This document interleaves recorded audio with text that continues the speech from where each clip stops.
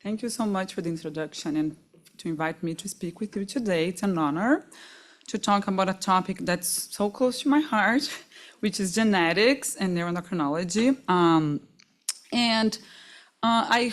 This topic of genetics is quickly evolving, and I hope with this short talk I will be able to help you to understand when we talk about why you need genetic testing and how genetics can help managing your problem. Yes, this is my. So I'll explain to you, and hopefully this is not too basic. Some of you may know a lot of this already because I'm going to go to the basics of genetics. So I'll try to explain what genetic changes are and how we identify them. What are the genetic defects that are most commonly associated with acromegaly specifically? When we should do genetic testing in acromegaly, and I'll talk a little bit about family counseling as well. So why consider genetic testing? So most of the cases of acromegaly, they are sporadic, which means they are not linked to your family members. They occur because there is a new mutation or a new molecular defect. However, 5 to 10% of the cases of acromegaly, they are familial or they're syndromic. And in these cases, it's important to know that we should do genetic testing to guide the patient and also to guide family genetic testing. Sometimes, even if it's not a familial case of acromegaly, some mutations can help us to guide the treatment, what to expect of a treatment, and I'll talk about that. So why genetics is important? How does it play a role? Because that's the pathophysiology of the disorder. A lot of times, a tumor, and we're talking today here about acromegaly, but it could be another pituitary adenoma.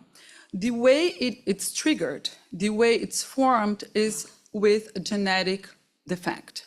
And these genetic defects can be different types of genetic defects. So we have the DNA, our DNA inside of each cell of our body, and then it can be that we lose a piece of the DNA or gain a piece of the DNA, and we call this, when we lose DNA material, we call copy number changes.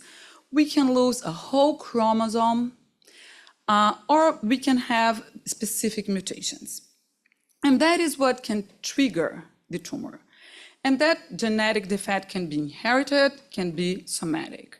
And from that, that can be just the trigger. And sometimes we need more molecular defects to influence and to make this tumor growth.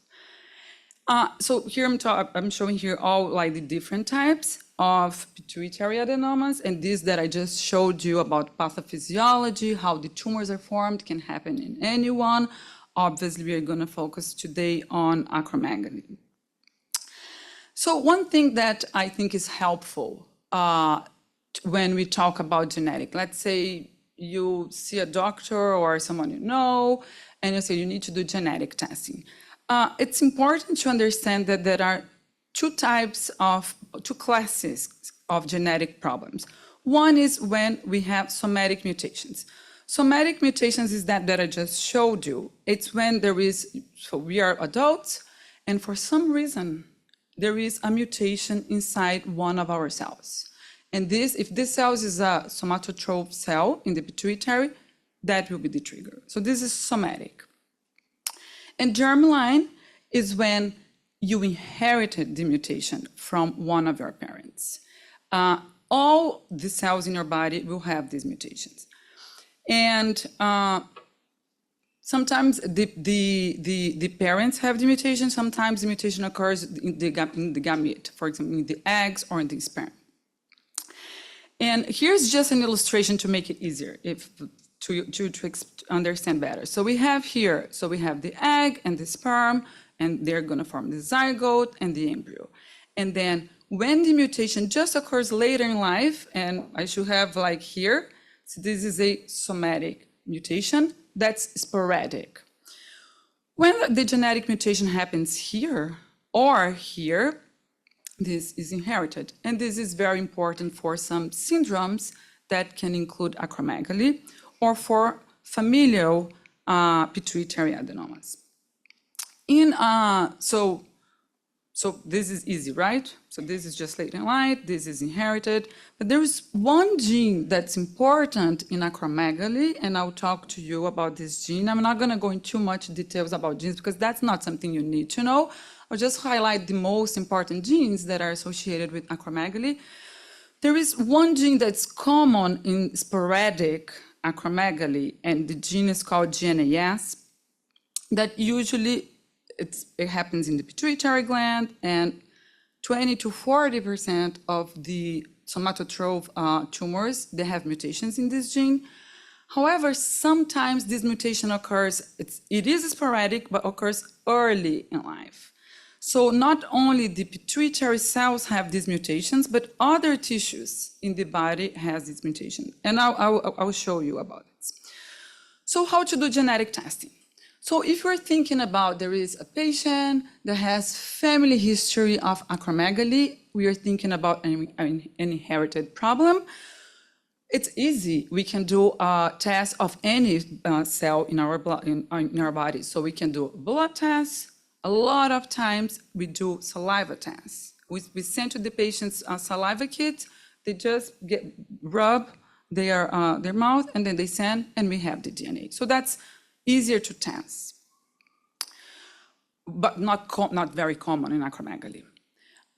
If we are talking about somatic mutations, we need to do genetic testing of the tumor.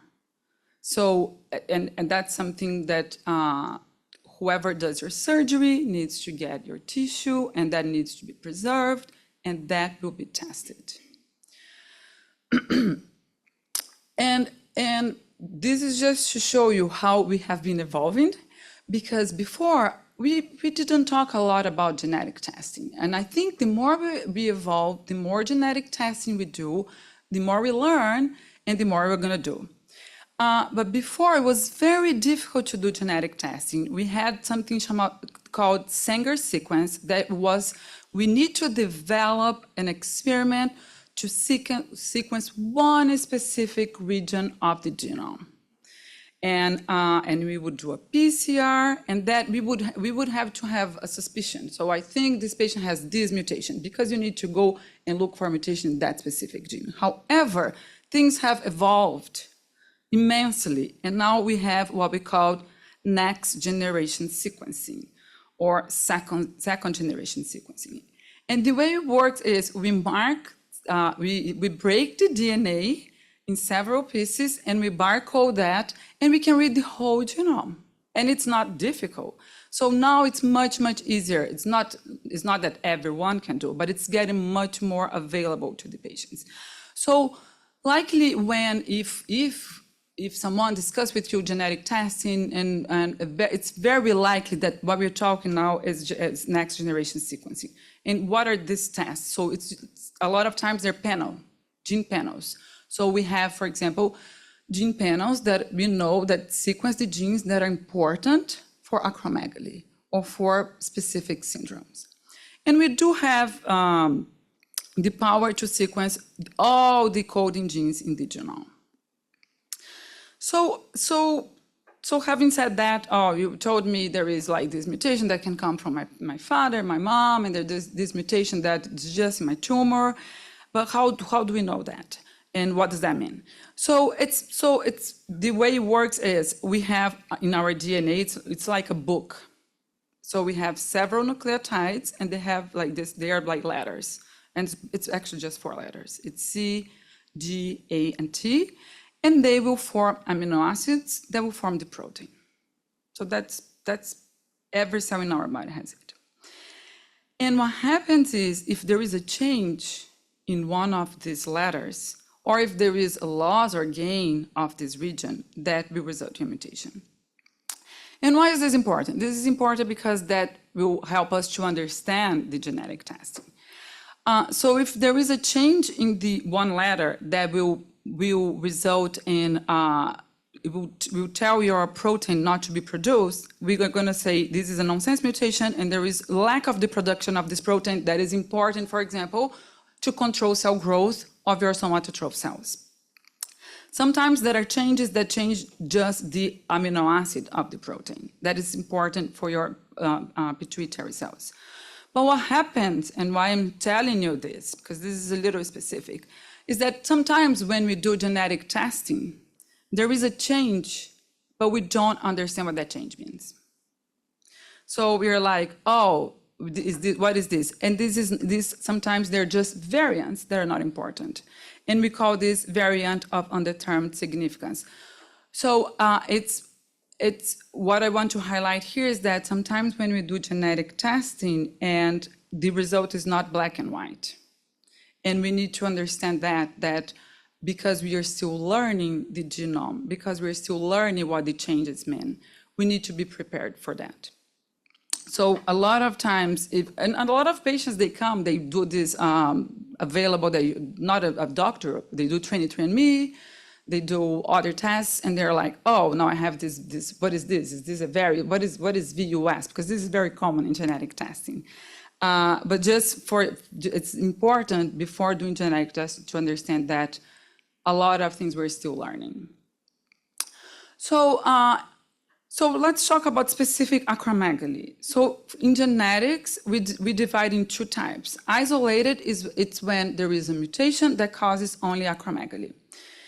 And syndromic forms is when there is a mutation that has some features, and one of the features is acromegaly. So I said that I don't want you to memorize the genes, but just for you to understand what are the most important and when it's important to do genetic testing. So for the most important genes associated with isolated acromegaly, for example, patient has only acromegaly and nothing else, are these three genes. And this gene is a gene that it's not common, and it's a mutation in a gene called GPR101, but this causes more gigantism. So this is such an important gene in the somatotroph cell that if you have mutation in this gene, early in life, the patient will develop gigantism. And this is the AIP, which is a very important gene in acromegaly that can be inherited. And the GNAS, that's that gene that I told you that it is sporadic, but it can cause only acromegaly in the pituitary, but it can cause other problems as well. And why are they important? They're important because if you have acromegaly, if a patient develops acromegaly very early in life, and then they have a mutation in the AIP, which is the most important gene, we know what to expect because these patients, they have resistance to first-line therapy. And so we already know. And also because we need to tell them that the siblings and if they have kids, they need to be tested. For this is the one that causes gigantism, so that's rare and it's very early in life. It's very easy to detect because it's a strong family history of gigantism. And this is GNAS, which is the most important gene associated with sporadic mutations in acromegaly. We don't always test for them because these patients, they usually respond to classic treatment. So it doesn't help us as much on management of the disease. And this is the IP, just to show you how many mutations. It's the most important associated with germline inherited acromegaly. And this syndromic, again, I also don't want to overwhelm you. This is a lot of syndromes, so if you think about acromegaly, it's a rare disease. This is even more rare. But sometimes it's important because for some of them, for MEN1, they have classic features. And neuroendocrinologists will likely know. And these are all inherited. So we need to keep in mind that. So just to show you that when we do genetic testing, we do genetic testing for inherited mutations when the diagnosis is very early in life. It's very important. And if there is a family history of acromegaly. And for the syndromic cases, they're rare But sometimes if there is a history of hyperparathyroidism, which is when they have hypercalcemia with hyperpara, and pituitary adenomas that can be acromegaly, that's a very important clue that we need to test for a mutation in MEN1 gene, okay? And this is just to show how we have been evolving, because before we would say, oh, this patient has this feature, we are gonna sequence this gene, but now we have been learning that it's much more cost effective and much more available to do panels. So if there is an indication to do a genetic testing, we will likely do a panel to sequence the most important genes associated with acromegaly. And this is very specific, but I always keep in mind when talking about genetic testing about the VUS, because the genetic testing is not, oh, I'm gonna do it. It can be very complex, and patients can get very frustrated when they do a genetic testing, and then I come in and I say, by the way, I cannot say yes, or I cannot say no, because this is just a VUS. So I like to set the expectations for that. When you're doing genetic testing, we need to know what to expect. So hopefully this was not too deep, and I'm happy if you have any other specific questions about genetic testing, about specific genes. I'm also happy to answer emails or talk to you. Thank you.